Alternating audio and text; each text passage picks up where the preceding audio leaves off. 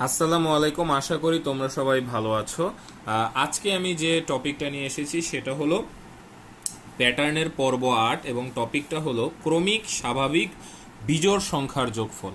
আমি কিন্তু ঠিক আগের পর্বে যেটা তোমাদের দেখাইছিলাম যে স্বাভাবিক সংখ্যার যোগফল, ক্রমিক স্বাভাবিক সংখ্যার যোগফল এটা দেখাইছিলাম, কিন্তু আজকে দেখো একটা নতুন একটা এখানে টার্ম ঢুকছে, বিজোড়, মানে ক্রমিক স্বাভাবিক বিজোড় সংখ্যার যোগফল। দেখো খুবই ইম্পর্টেন্ট একটা টপিক আজকে, ক সংখ্যক ক্রমিক স্বাভাবিক বিজোড় সংখ্যার যোগফল ক স্কয়ার। তো তোমরা একটা জিনিস একটু মাথায় রাখবা, আমি তোমাদেরকে বলে দিই যে ক্রমিক স্বাভাবিক বিজোড় সংখ্যা বলতে কি বুঝো। দেখো যে এই যে ক্রমিক স্বাভাবিক সংখ্যা আমি বলছিলাম না 1 2 3 4 এক এক করে বাড়বে, এই যে ক্রমিক মানে এক এক করে বাড়া, 1 2 3 4 এভাবে বাড়বে। এখন ক্রমিক স্বাভাবিক বিজোড় সংখ্যা দেখো এখানে কিন্তু আর এক এক করে বাড়ান নাই, তখন যেটা হবে 1 3 5 7, কারণ এগুলো হলো বিজোড় সংখ্যা, মানে ক্রমিক বোঝাতে এখন যেটা বুঝাইতেছে সেটা হইল যে একটার পর একটা হবে, কোনো কিছু বাদ পড়বে না, মানে একের পরের বেজোড় সংখ্যা 3, 3-এর পরের বেজোড় সংখ্যা 5, 5-এর পরে বেজোড় সংখ্যা 7। তাইলে তোমরা জিনিসটা খেয়াল করো যে ক্রমিক স্বাভাবিক জোড় সংখ্যা আবার কি বলতেছে 2 4 6 8। দেখো 2 2 করে গ্যাপ আছে, বাড়তেছে 2 2 করে, কিন্তু এটাকে আমরা কেন ক্রমিক বলতেছি? ক্রমিক বলতেছি কারণ কোনো জোড় সংখ্যা বাদ পড়ে নাই। এটাকে কেন ক্রমিক বলতেছি? কারণ কোনো স্বাভাবিক সংখ্যা বাদ পড়ে নাই। 1 2 3, এখানে কিন্তু 1 থেকে 3 হইলে মাঝখানে একটা স্বাভাবিক সংখ্যা বাদ পড়তো, কিন্তু দেখো এখানে 1 থেকে 3 হইছে, এখানে কিন্তু কোনো বিজোড় সংখ্যা বাদ পড়ে নাই। একের পরে একটাই সংখ্যা আছে 2, 3-এর আগে, কারণ সেটা বেজোড় সংখ্যা না বলে আমি এখানে এখন ক্রমিক বুঝাইতেছি। তাহলে তোমরা বুঝে যাচ্ছ যে এটা তোমরা একটু খেয়াল রাখো যে ক্রমিক স্বাভাবিক সংখ্যা কি এবং ক্রমিক স্বাভাবিক বিজোড় সংখ্যা কি, ক্রমিক স্বাভাবিক জোড় সংখ্যা কি। ঠিক আছে, তাইলে আমরা সূত্রটাতে দেখি, সূত্রটাতে ফেরত যাই।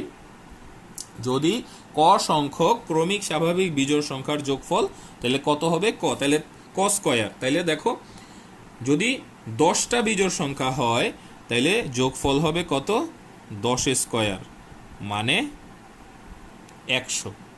ঠিক আছে, আবার যদি 20টা বিজোড় সংখ্যা হয় ক্রমিক স্বাভাবিক, তাইলে সেটা হবে 20 স্কয়ার, মানে কত?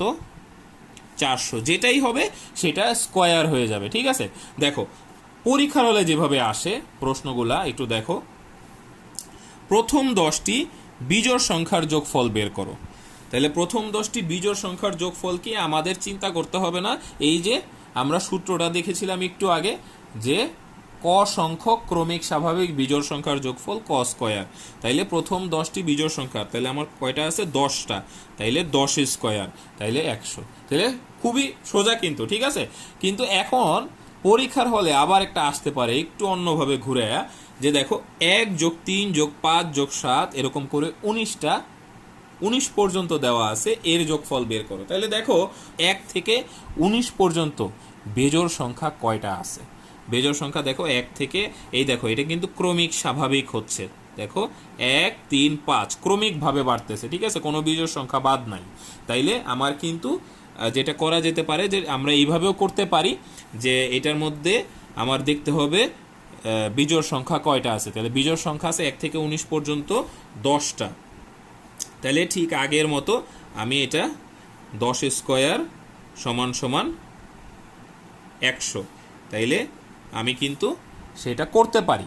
তাইলে তোমরা কিন্তু একটা জিনিস খেয়াল রাখো, এইভাবেও করতে পারো, অথবা তোমাকে ওই স্বাভাবিক সংখ্যার যে সূত্রটা আমি আগের ভিডিওতে দেখাইছিলাম তুমি সেটাও করতে পারো। ঠিক আছে, তাইলে আশা করি তোমরা এই জিনিসটা বুঝতে পারছো যে যদি আমার এইভাবে অঙ্কটা দেওয়া থাকে তাহলে কিন্তু তুমি ওই সূত্রটা বসাইতে পারবে না যেটা আমার আগের ভিডিওতে ছিল।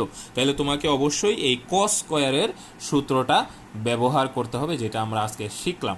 তাইলে তোমরা কিন্তু এই সূত্রটা মাথায় রাখো যে ক সংখ্যক ক্রমিক স্বাভাবিক বেজোড় সংখ্যার যোগফল ক স্কয়ার। তাইলে আজকে এই পর্যন্তই, আশা করি তোমরা জিনিসটা বুঝতে পারছো। নেক্সট ভিডিওতে তোমাদের নতুন আরেকটা টপিক নিয়ে হাজির হব। ধন্যবাদ।